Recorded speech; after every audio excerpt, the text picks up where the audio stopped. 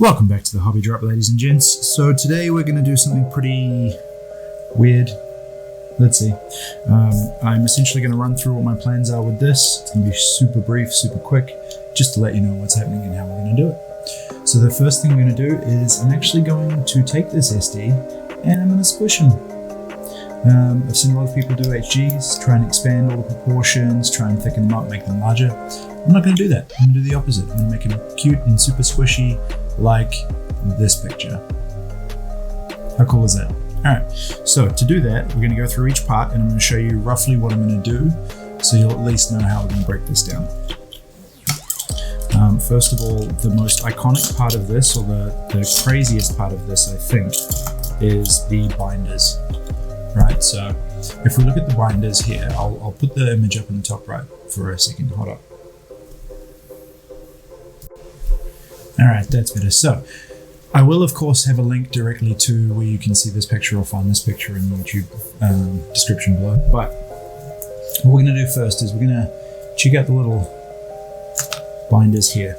Now the trick is, when you're trying to do something like this, is to match the architecture, or if you're at least trying to match it to a specific drawing or a specific image or someone else's work, is to try and find the key eye-catching points that you want to match. Because if you kind of fudge the rest, it doesn't really matter. Because then they'll see those points and go, oh yeah, it lines up. So in this instance, the things that really stand out to me would be the sharp edges through here, through this corner, the section where it connects to the top of the binder here, and then obviously this dip down into the, I don't know, bottom part here. Now, you'll see I've covered this in pencil marks already. I'm just trying to explain what I've done. I'm going to keep this section, this part here, and then what I'm going, as you can see in the image, it's still there. I'm going to cut essentially right under that and have a loop that goes under this very iconic part here to the other side. And then what I'm going to do is try and find a nice way, and I say this not knowing any real way of doing that currently, but you will as soon as I do. Cut this with a small notch here, right? This small notch underneath, and then I will get rid of this middle section. And what that will hopefully do is bring the edge of this up to match the line under here, to give a little bit of breathing room, a little bit of white space, or green space in this case, between this detail and the bottom, which should hopefully look similar to this. The problem is that I won't have a very long runway here. I might even bring this up a little more, because my concern is that I cut too much off and then it just ends. Whereas this image shows a really nice kind of flow down into it, so I might just have to reshape these sides as well. So that's the first plan. The second part is obviously I'll be going through and doing full scribing on these to try and pop the panels out. SDs look kind of cool, they're quirky designs, but none of this stuff is really any kind of depth. So I'll do various levels of scribing into and inside this, so it looks like there's some depth and different layers to it. Coolies, so that's what we're going to do on 4 of those, and as soon as I figure out how to do this in a clean way without screwing it up, I'll do it on all 4. But that'll probably take the longest to figure out, and that's the hardest part.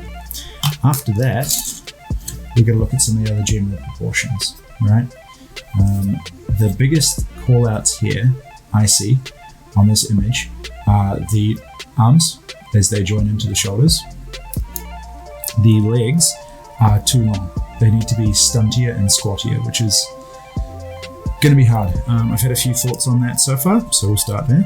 The first thing I'm going to do is this joint here.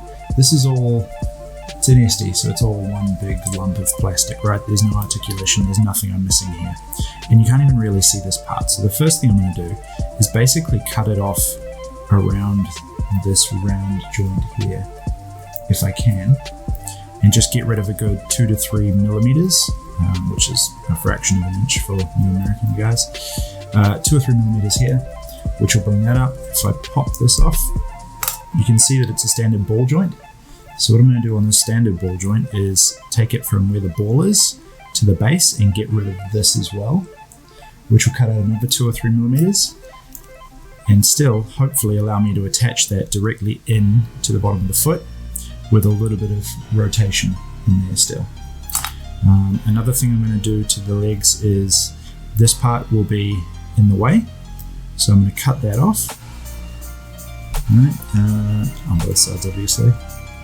Cut that off on both sides, get rid of that, and then what I might do is recut some kind of nice shape there if I need some extra detail. I'll see once it's done. I was going to extend the knees, but if I'm going to match this image as close as possible, I don't need to extend the knees. What I might do is end up cutting some of this off and cutting this back a little, just to emphasize that detail with the new squishy foot. In addition to the foot being higher and the leg being more squished, you notice he's got cute little tiny feet. I'm not sure whether I'm just going to cut this on this angle here. Yeah, there we go. Cut that on that angle and bring the whole thing forwards because it's still quite wide, or whether I want to, I might cut there, so you're cutting out a good almost a centimetre, maybe half a centimetre. Or whether I just want to scratch build another smaller foot there.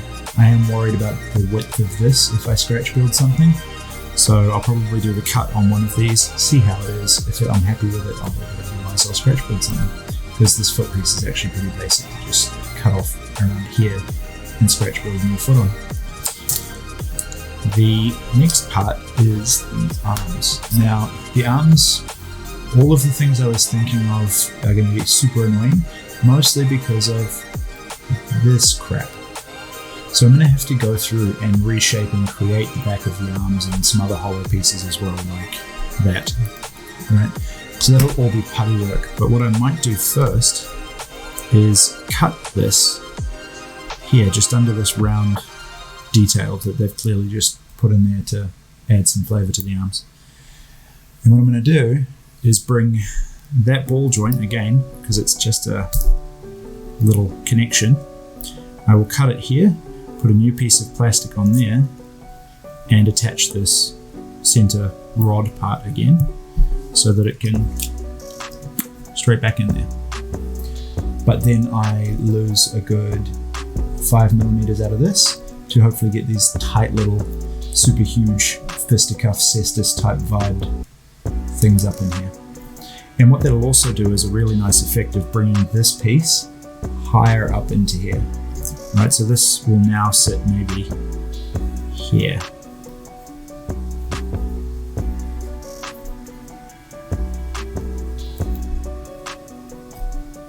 Which should make it look quite tight and tanked, which is pretty sweet. That's the theory on that one. The body proportion is okay. This part down here is okay, except there's no venting in here, and I really like the little white vents. They're quite iconic here. When you zoom in on the image, you can see them quite clearly. This is all just flat plastic, so I've just drawn some lines in here. So what I'll do is probably have to scribe some kind of vent detail in there. I'll either cut it out entirely and just make some out of pla plate because it's quick and easy and there's not much space, or I'll try and be like the super incredible colony drop and shape some small vents here. It all depends on how, I guess, crazy I feel like being at the time. There is some minor adjustments needed to his righteous cock piece here. Cod? What one's the best bit? This righteous cod piece.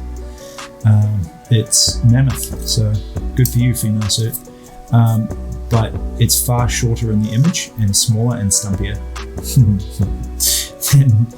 than this is. So what I'll probably do here is find a way to reshape it like this, I think. Probably just, does that catch it? There we go. So, like that. Something like that. Pretty easy. And bring it higher. If that really becomes an issue or it looks kind of weird, then I'll find a way to reshape it. Because the side panels or side skirts on here are actually also much shorter in that image, which means the balance of this whole piece goes up. Would have to go up quite a bit, and I'd have to cut and trim all of these, which I probably won't do.